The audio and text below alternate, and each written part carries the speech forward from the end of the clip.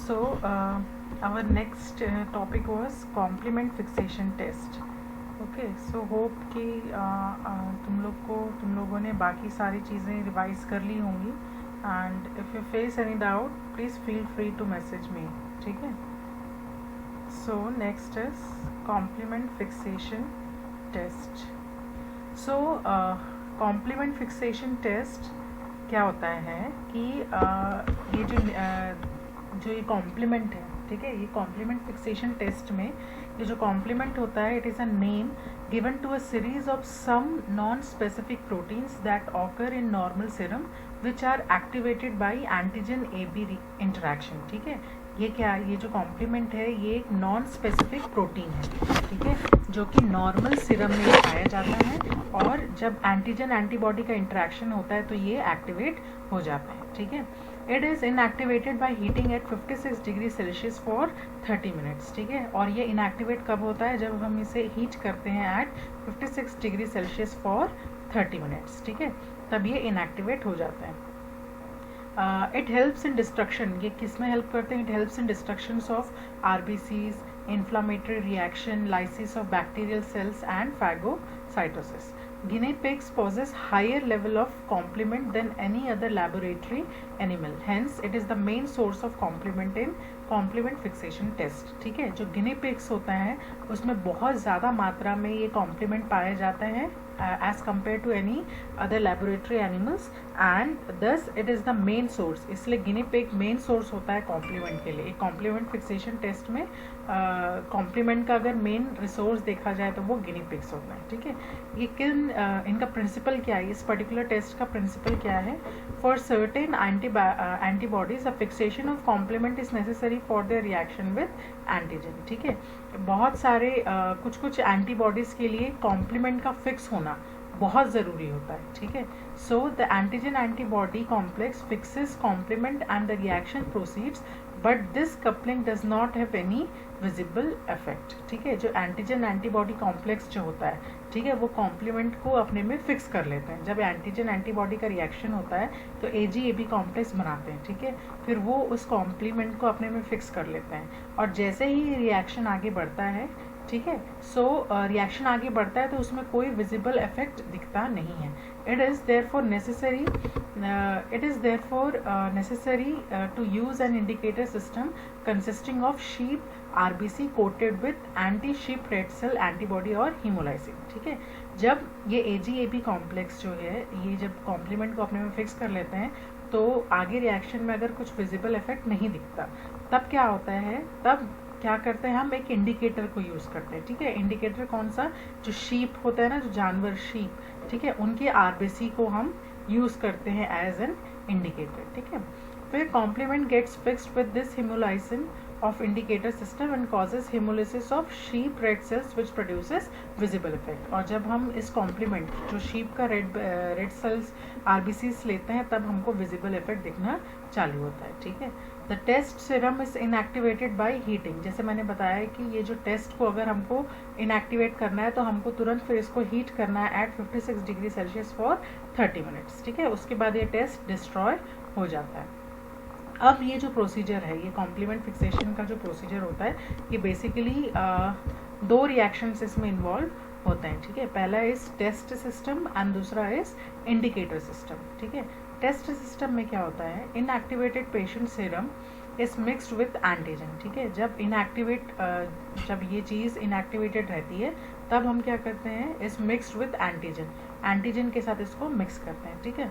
A measured amount of complement is added to this mixture. फिर एक 2 units of guinea pig का serum हम इस मिक्सचर में ऐड करते हैं. कौन से मिक्सचर में? जो इनएक्टिवेटेड पेशेंट सीरम और जो एंटीजन का मिक्सचर रहता है उसमें हम 2 यूनिट्स ऑफ गिनी पिग का सीरम जिसमें कॉम्प्लीमेंट रहता है उसको हम मिक्स कर देते हैं. ठीक है. The mixture is incubated for 1 hour at 37 degree Celsius in water bath. फिर ये जो मिक्सचर रहता है इसको हम इंक्यूबेट करते हैं 1 घंटे के लिए at 37 degree Celsius in water bath. ठीक है.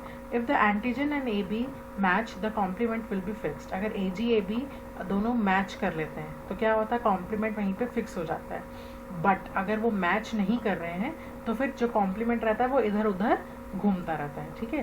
The position of complement whether fixed और free is confirmed by adding an indicator system to this mixture. उसके बाद हम क्या करते हैं, कॉम्प्लीमेंट का पोजिशन को कन्फर्म करने के लिए तब हम उसमें इंडिकेटर डालते हैं, ठीक है। तब हमको पता चलता है कि वो कॉम्प्लीमेंट प्रॉपर फिक्स हो रहा है कि वो इधर उधर फ्रीली घूम रहा है, ठीक है। सो ये है टेस्ट सिस्टम। टेस्ट सिस्टम क्या है, इसमें हम इनएक्टिवेटेड पेशेंट का सीरम लेते हैं, उसमें हम एंटीजन को डालते हैं। ये जो मिक्सचर है, इस मिक्सचर में हम बाद में कॉम्प्लीमेंट को डालते हैं। कितना, 2 यूनिट्स ऑफ गिनी पिग का सीरम को हम डालते हैं, ठीक है। फिर इस पर्टिकुलर मिक्सचर को हम इंक्यूबेट करते हैं for 1 hour at 37 degree Celsius, ठीक है, इन वाटर बाथ। उसके बाद क्या करते हैं, अगर एंटीजन एजी और एबी अगर दोनों मैच कर गए, ठीक है, और कॉम्प्लीमेंट फिक्स हो जाता है, ठीक है। बट अगर मैच नहीं किए तो कॉम्प्लीमेंट क्या होता है, इधर उधर घूमता रहता है। फिर हमको क्या है, हमको ज़रूरी है कॉम्प्लीमेंट का पोजीशन जानने के लिए। तब हम क्या करते हैं, इसमें हम इंडिकेटर डालते हैं, और इंडिकेटर डालने से हमको समझ में आ जाता है कि ये घूम रहा है और एल्स कहीं पे जाके फिक्स हो गया है। नेक्स्ट इज तुम्हारा इंडिकेटर सिस्टम। इंडिकेटर सिस्टम में क्या होता है, it consist of sensitised sheep RBCs. The indicator system is added to the text mixture and incubated again for 30 minutes at 37 degrees Celsius in a water bath. ठीक है। अब ये दूसरा step था। पहला था टेस्ट सिस्टम। टेस्ट सिस्टम के बाद हम फिर ये इंडिकेटर सिस्टम करते हैं, ठीक है। जैसे मैंने बताया, टेस्ट सिस्टम में लास्ट में इंडिकेटर डालते हैं, ठीक है। तो इंडिकेटर कैसे डालते हैं, सेकेंड जो इंडिकेटर सिस्टम दिया उसमें लिखा हुआ है, the indicator system is added to the text mixture. फिर हम उसको दोबारा इंक्यूबेट करते हैं 30 मिनट के लिए in a water bath at 37 degree Celsius, ठीक है। तो ये 2 प्रॉपर स्टेप्स हैं। फिर अब इस पर्टिकुलर टेस्ट का क्या ऑब्जर्वेशन है, क्या इंटरप्रिटेशन होता है, वो हम देखते हैं। सबसे पहला क्या है, एब्सेंस ऑफ हीमोलाइसिस, ठीक है। हीमोलाइसिस मतलब क्या होता है, हीमोलाइसिस मीन्स मतलब जब आरबीसी डिस्ट्रॉय हो जाता है, या डिस्ट्रप्शन और डिस्ट्रक्शंस ऑफ आरबीसी। तो एब्सेंस ऑफ हीमोलाइसिस, ठीक है। If haemolysis does not occur, it indicates that the complement has been utilized or fixed in a primary reaction between Ag and Ab, and hence there is no hemolysis.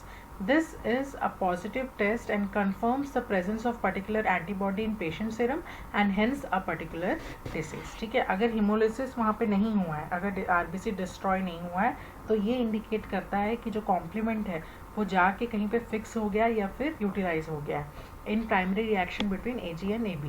Hence there is no hemolysis. तो ये क्या दिखाता है कि this is a positive test and confirms the presence of particular antibody in patient serum and hence a particular disease, ठीक है। वो disease को ये show करता है।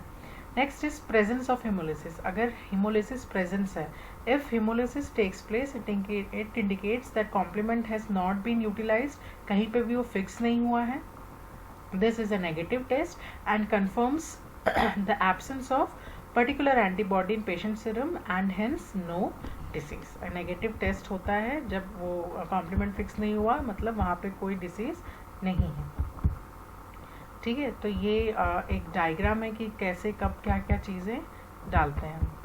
अब ये कॉम्प्लीमेंट फिक्सेशन टेस्ट को हम किस किस डिसीज़ के लिए हम यूज़ करते हैं, एक होता है बैक्टीरियल डिसीजेस में गोनोरिया हो गया, ब्रुसलिस हो गया, ठीक है। फिर साइफिलिस हो गया, टाइफस फीवर हो गया, काला अजहर, एमीबियासिस। ये जो एलजीवी है इसका बहुत बड़ा नाम है, ये एक बार तुम लोग देख लेना, मुझे अभी याद नहीं आ रहा है, कुछ अच्छा लंबा सा नाम है इसका, ठीक है, एलजीवी वायरल डिसीज। फिर न्यूट्रलाइजेशन टेस्ट उतना इम्पोर्टेंट नहीं है, ठीक है।